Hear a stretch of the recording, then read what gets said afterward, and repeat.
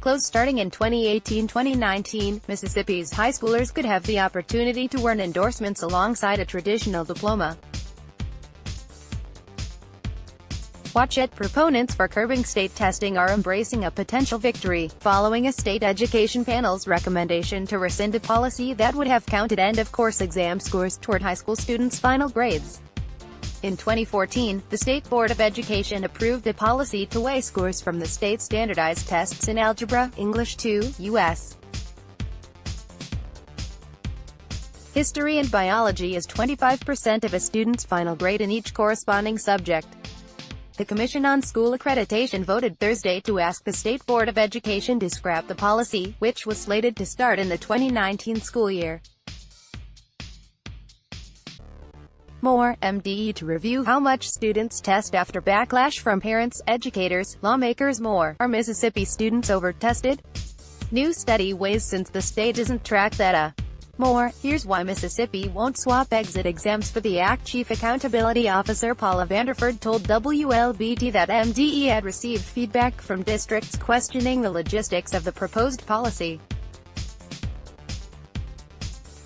One question involved the timeline for returning the assessment scores, because districts issue final grades at different intervals. After reviewing those comments, leadership made the decision that we needed some additional time to actually address the concerns, to make sure we would have the scores for the assessments returned in the appropriate amount of time for the grades to be calculated, Vanderford said.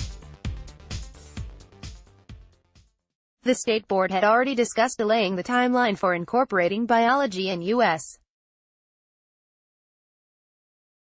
history results into students' final grades until 2021 and 2022, respectively, because the State Department of Education is in the process of creating new tests for each of the subjects.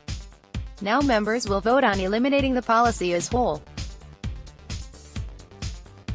If the policy gets final approval, students will still be required to sit for the exams, in part, to comply with a federal law that mandates states receiving certain federal funds test their high school students at least once in math, science and reading. The Commission's recommendation also does not change existing policy requiring high school students to pass the tests or demonstrate content mastery through an approved alternate pathway to graduate. The pending revision comes amid the ongoing discussion surrounding the role of standardized testing in public schools. Joyce Helmick, president of the Mississippi Association of Educators, praised the Commission's recommendation as a start, but asserted, "The overtesting of our students is still a very troubling reality. We do not believe that a grade on a standardized test should ever be considered as 1/4 of a student's grade point average.